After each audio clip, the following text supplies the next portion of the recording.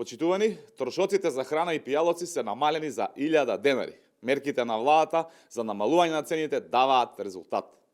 Синдикалната минимална кошница, која ја пресметува Сојузот на синдикати на Македонија, јасно покажува дека трошоците за храна и пијалоци за едно 4-члено семејство во октомври во споредба со септември оваа година се намалени за 1000 денари.